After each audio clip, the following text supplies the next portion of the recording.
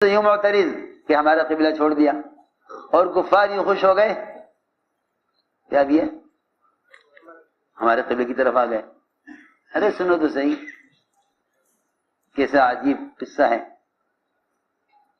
بس میں تم سے یہ کہنا چاہتا ہوں کہ جو لوگ خود اپنی ذات سے حق پر قائم نہیں ہوتے، اپنی ذات سے حق پر قائم نہیں ہوتے، وہ صبح شام اس چکر میں لگے رہتے ہیں کہ کون ہماری طرف ہے، کون ان کی طرف ہے، کون ہماری طرف ہے، کون ان کی طرف ہے، حالانکہ ایک ہی طرف ہے کہ سب اللہ کی طرف، سب اللہ کی طرف۔ تو پھر اللہ، سب اللہ کی طرف، ساری مسجدیں اللہ کے لیے، ساری مسجدیں اللہ کی۔ ایسا پھٹا مسلمان اور ایسی تفریق پڑی مسلمانوں میں کہ انہوں نے اللہ کی مسجدوں کو اپنی مسجدیں بنا لیا، یہ ہماری مسجد، یہ تمہاری مسجد۔ حالانکہ مسجد تو دو حصوں میں تقسیم جب ہو سکتی ہے جب پہلے قبلہ تقسیم ہو۔ میری بات سمجھ میں آ رہی؟ جب قبلہ تقسیم نہیں تو مسجد تقسیم ہو سکتی ہے؟ ہو ہی نہیں سکتی۔ جب قبلہ ایک ہے، ہاں بھائی اس مسجد کا رخ ہوتا دوسری طرف، اس مسجد کا رخ ہوتا قبلے کی طرف، کعبے کی طرف، تب تو کہا جاتا کہ بھئی یہ مسجد ہماری، یہ مسجد ہماری۔ جب ساری مسجدوں کا قبلہ ایک ہے تو پھر مسجد تقسیم ہو سکتی ہے؟ ہو ہی نہیں سکتی۔ وہ تو لوگ کہتے ہیں ہماری مسجد ہے، حالانکہ ساری مسجدیں اللہ کی، ساری مسجدیں اللہ کی۔ تو کفار نے یہ کہا کہ اب یہ ہمارے قبلے کی طرف آ رہے ہیں، اب یہ تھک گئے کوشش کرتے کرتے، ہاں جی دین کی دعوت دے دیتے تھے، اب یہ تھک گئے ہیں۔ اب انہوں نے سوچا کہ بھئی چلو نعوذ باللہ ان کافروں کے ساتھ ہی مل جاؤ، اکثریت ان کی ہے۔ کیونکہ آج کل لوگ یہ سمجھتے ہیں کہ بھئی دیکھو جن کی لاٹھی ان کی بھینس، جن کی لاٹھی ان کی بھینس، کہ بھئی یہ دیکھو اقتدار کس کے ہاتھ میں ہے، اور یہ دیکھنا چاہیے کہ بھئی اکثریت کن کی ہے۔ نہیں، نبی اس چیز کو نہیں دیکھتے کہ کن کے ہاتھ میں قوت ہے، کن کی اکثریت ہے، نہیں، وہ تو اکیلے ہوں تو بھی اللہ کے امر کو دیکھتے ہیں، ہزار میں ہوں تو بھی اللہ کے امر کو دیکھتے ہیں۔ یہ کوئی بات نہیں کہ اگر اکثریت کے غلط تو وہ صحیح ہو جائے، اور اگر صحیح کو صحیح کہنے والے تھوڑے ہوں تو وہ غلط ہو جائے، ایسا نہیں ہوتا۔ دین تو واضح ہے، دین تو واضح ہے، روشن ہے، کھلا ہوا ہے۔ اکثریت اقلیت سے دین کے حق و ناحق، صحیح غلط ہونے کا اقلیت اکثریت سے کوئی تعلق نہیں ہے۔ تو میں نے عرض کیا کہ اللہ نے انہیں احمق کہا ہے جنہوں نے صحابہ کرام کے آپ کے ساتھ نماز میں گھوم جانے کو پر اعتراض کیا، اللہ نے ان کو احمق کہا، اللہ نے ان کو احمق کہا۔ کفار، منافقین اور یہود، یہ تین قسم کے لوگ مراد ہیں، اس سے تین قسم کے لوگ مراد ہیں۔ تو انہوں نے یہ کہا کہ کیونکہ تم نے اپنا قبلہ بدل دیا، لوگوں نے اپنا قبلہ بدل دیا، لہذا اس کا مطلب یہ ہے کہ اب تک تم سب کام غلط کر رہے تھے تو تمہاری پچھلی نمازیں سب ضائع ہو گئیں۔ اگر قبلہ وہ صحیح تھا تو ادھر کیوں آئے، اور اگر وہ غلط تھا یہ صحیح ہے، پچھلی نمازوں کا اب کیا ہوگا؟ یہ بات چلائی۔ ارے سنو تو صحیح، یہ بات چلائی منافقین نے کہ بھئی ان کے اگر قبلہ وہ صحیح تھا تو کیوں بدلا، اور اگر وہ غلط تھا یہ صحیح ہے تو پچھلی نمازوں کا ان کی کیا ہوگا؟ اس کا اللہ نے جواب دیا جسے میں بتانا چاہتا تھا۔ اللہ نے اس کا جواب دیا، ما کان اللہ لیضیع ایمانکم، اللہ تمہاری نمازوں کو ضائع نہیں کریں گے۔ صلاۃ نہیں فرمایا، ایمان فرمایا۔ کیوں؟ اس لیے کہ ہم نے قبلہ بدلا ہے تمہاری اطاعت کا امتحان لینے کے لیے، قبلہ بدلا ہے اطاعت کا امتحان لینے کے لیے۔ تم نکلے ایمان والے کہ تم نے نبی کے ساتھ ساتھ اپنا رخ بدل دیا، اور ہم نے یہ اس لیے کیا تھا تاکہ ہم جان لیں، دیکھ لیں، چھٹائی کر دیں کون آپ کے ساتھ قبلے کی طرف، بیت اللہ کی طرف پھر جاتا ہے اور کون اپنی ایڑیوں کے بل پلٹ جاتا ہے اور نبی کے طریقے سے اور نبی کی اطاعت سے انکار کر دیتا ہے۔ یہ تھی بات۔ تو میں نے یہ کہا کہ یہاں اللہ نے کلمے کو ایمان کہا،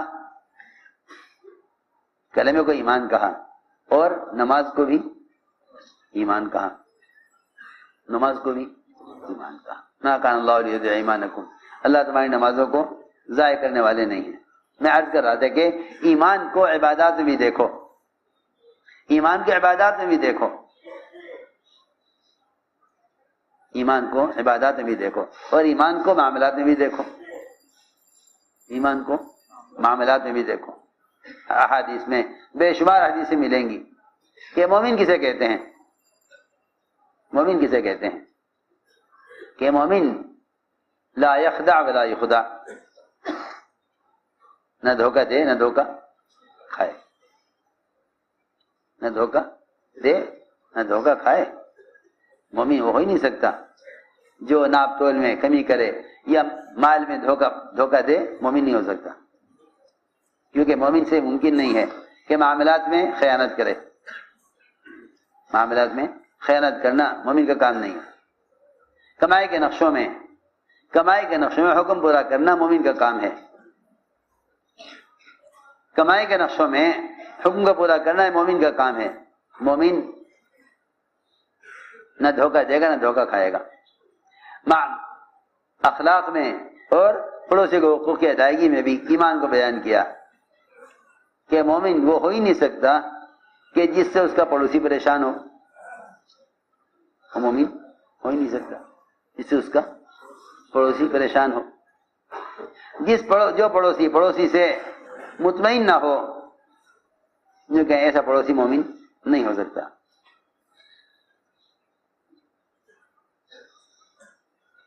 معاشرے میں صاف فرما دیا کہ مومن تو وہی ہو سکتا ہے کہ جس کی ہاتھ اور زبان سے ایمان والے محفوظ رہیں، فرمایا کہ وہی ایمان والا ہے۔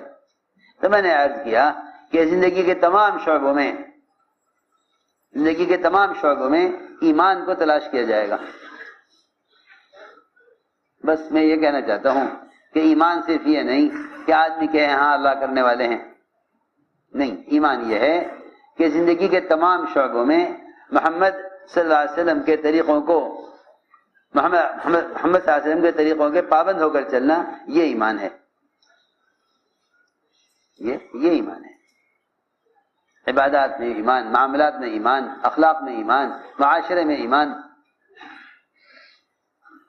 معاشرے میں ایمان، ہر شعبے کے اندر ایمان کی علامتیں دیکھنی پڑیں گی، کیونکہ ہر شعبے کے اندر احکام پھیلے ہوئے ہیں، ہر شعبے میں احکام پھیلے ہوئے ہیں۔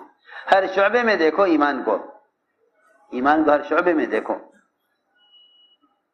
جتنے بھی دین کے شعبے ہیں ان سارے شعبوں کے اندر ایمان کا ہونا شرط ہے، ان سارے شعبوں کے اندر ایمان کا ہونا شرط ہے۔ تو میرے دوستو عزیزو، علم کو بھی ایمان کہا ہے، ہر حکم کو علم پر لاؤ، علم کو بھی ایمان کہا ہے، علم کو بھی ایمان کہا ہے، علم کو بھی ذکر کہا ہے، علم کو بھی ذکر کہا ہے، کیونکہ جس طرح کلمے کا اخلاص ہے،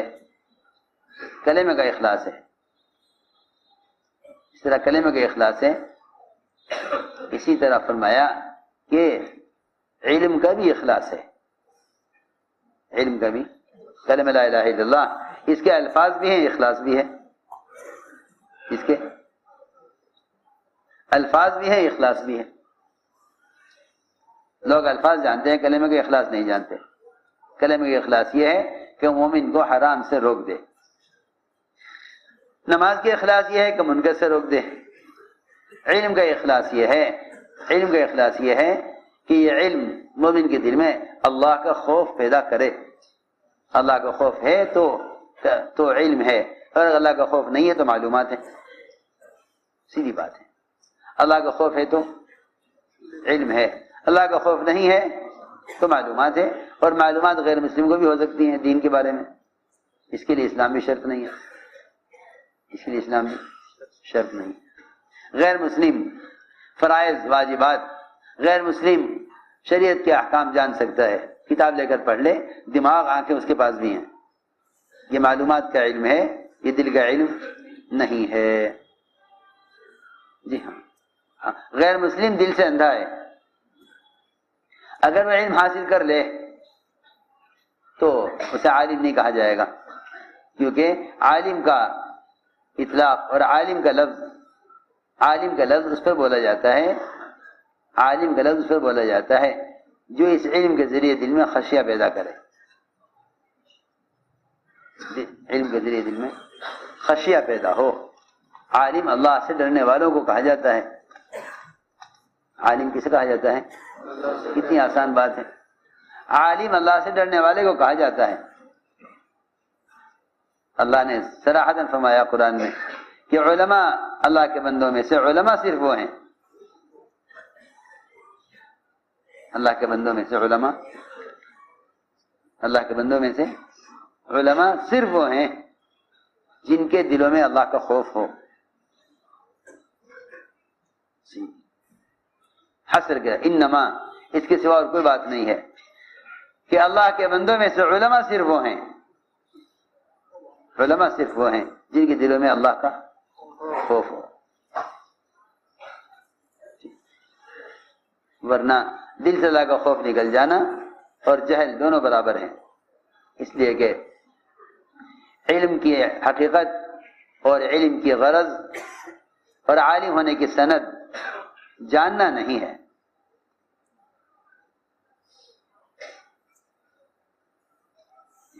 علم کی غرض اور عالم ہونے کی سند جاننا نہیں ہے، بلکہ عالم ہونے کی سند یہ ہے کہ 24 گھنٹے کی زندگی میں عالم کے 24 گھنٹے کی زندگی میں عالم کے اعضاء سے اسلام ظاہر ہو۔ اگر یہ عالم تجارت میں ہے تو ناپ تول سے اسلام، ناپ تول سے علم ظاہر ہو، اگر معاشرے میں ہے تو حیا کے ذریعے علم ظاہر ہو، اگر یہ حقوق کے ادا کرنے میں ہے تو اس کے حقوق ادا کرنے سے حقوق انسانی کا علم ظاہر ہو، ورنہ ایک آدمی اگر وضو غلط کر رہا ہے تو اس کے وضو کو دیکھ کر ہی دیکھنے والا کہہ دے گا کہ یہ جاہل ہے۔ ایک آدمی پہلے ہاتھ دھو لے، پھر پاؤں دھو لے، پھر آخر میں چہرہ دھو لے تو دیکھنے والے کیا کہیں گے؟ کیوں بھائی؟ علم اور جہل جو ظاہر ہوتا ہے نا وہ عمل سے ظاہر ہوتا ہے، معلومات سے نہیں۔ وہ ظاہر کس سے ہوگا؟ عمل سے۔ جی ہاں، ایک آدمی وضو غلط کر رہا ہے، آپ اس کے وضو کو دیکھ کر کہہ دیں گے کہ یہ آدمی جاہل ہے، یہ آدمی جاہل ہے۔ علم عمل سے ظاہر ہوتا ہے۔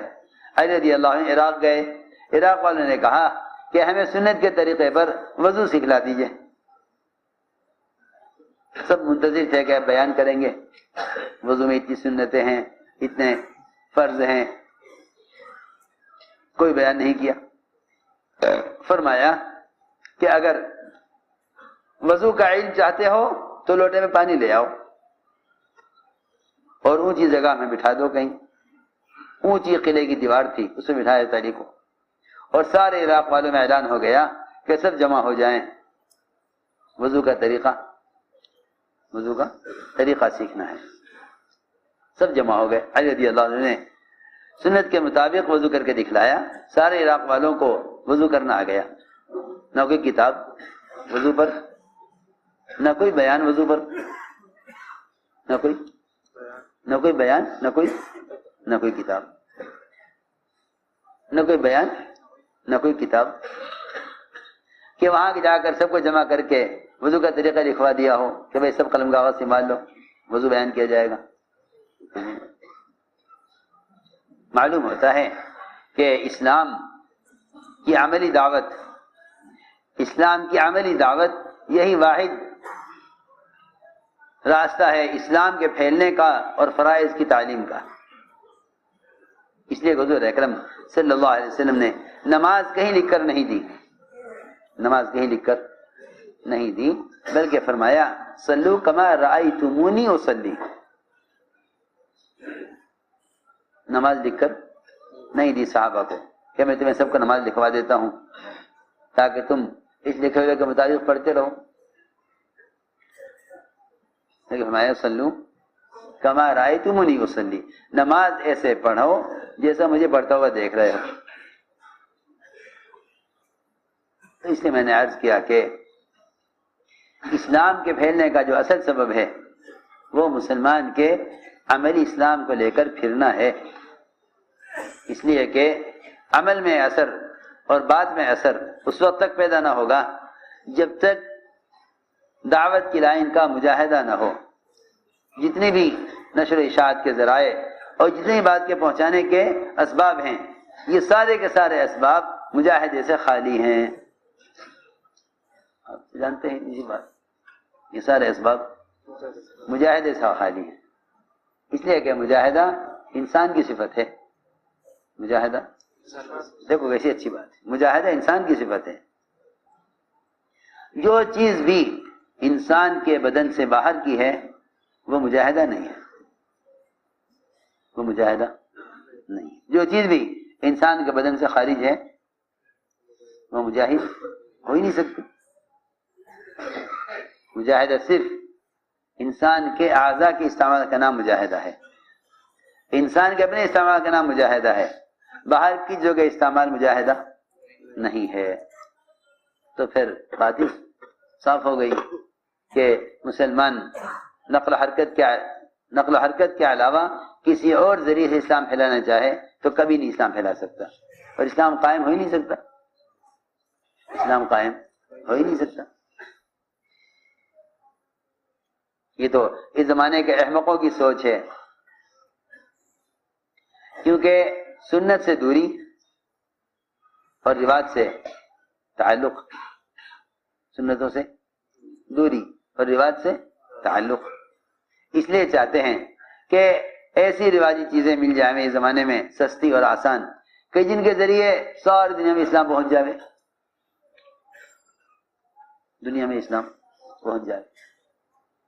ساری بے دینی اس لیے ہے اور عمل کی استعداد اس لیے ختم ہو گئی ہے کہ اسلام کا پھیلنا آلات اور ذرائع اور اسلام کا پھیلنا باہر کی چیزوں پر آ گیا ہے۔ مسلمان اعمال انفرادی کر رہا، انفرادی اعمال سے اسلام نہیں پھیلتا، انفرادی اعمال سے اسلام نہیں پھیلتا۔ بھائی ہماری بات بہت توجہ سے سننی پڑتی ہے، انفرادی اعمال سے اسلام نہیں پھیلتا، انفرادی اعمال سے اسلام نہیں پھیلتا۔ ہائے ہائے، لوگ بیچارے اس چکر میں ہیں، اپنی ذات سے میں تو عمل کر ہی رہا ہوں، کوئی کرے یا نہ کرے، اس کو اسلام کے پھیلانا نہیں کہتے،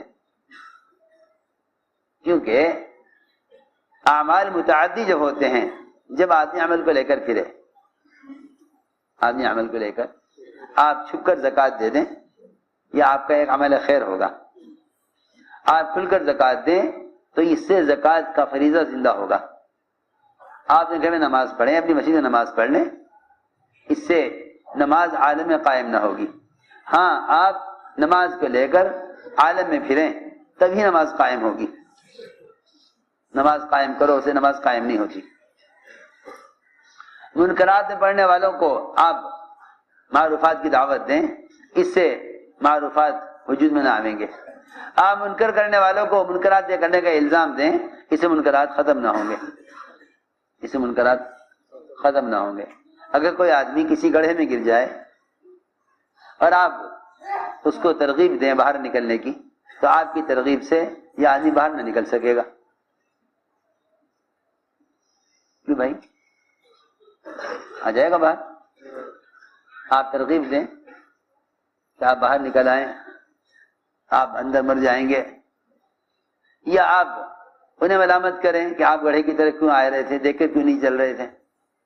اس زمانے میں آپ دیکھیں گے کہ لوگوں کو منکرات سے نکالنے کے لیے دو کام کیے جا رہے ہیں۔ ایک طبقہ تو وہ ہے جو گناہ کرنے والوں کو صرف الزام دے رہا ہے، ارے تم یہ کر رہے، ارے تم یہ کر رہے، ارے تم یہ کر رہے، حالانکہ یہ طریقہ بھی سنت کا نہیں ہے۔ ایک طبقہ وہ ہے جو سمجھتا ہے کہ بھائی بس بیان تقریر کرتے رہو تاکہ لوگوں کو پتہ چل جاوے کہ بھائی منکرات کیا ہیں، معروفات کیا ہیں، برائیاں کیا ہیں، بھلائیاں کیا ہیں۔ یہ بھی، اس سے بھی آدمی منکر سے نکلے گا نہیں۔ جیسے میں نے عرض کیا کہ گڑھے میں آدمی گر جائے تو آپ نکلنے کی ترغیب دیں، یا گڑھے میں گرنے پر اس کو الزام دیں کہ آپ کیوں آئے تھے اس طرف، کیوں چل رہے تھے بغیر دیکھے، اس سے کوئی فائدہ نہیں ہے۔ اور تاخیر کرو گے تو شاید اس کی جان ہی جاتی رہے۔ اس وقت کا کام تو صرف یہ تھا کہ آپ کسی طرح اس کو گڑھے سے نکال لیتے۔ بس یاد رکھو، گناہوں کے اندر مبتلا رہنے والے گڑھے میں گرے ہوئے ہیں، انہیں اس گڑھے سے نکالنا ہے۔ بات اصل یہ ہے۔ مولانا صاحب یہ فرماتے تھے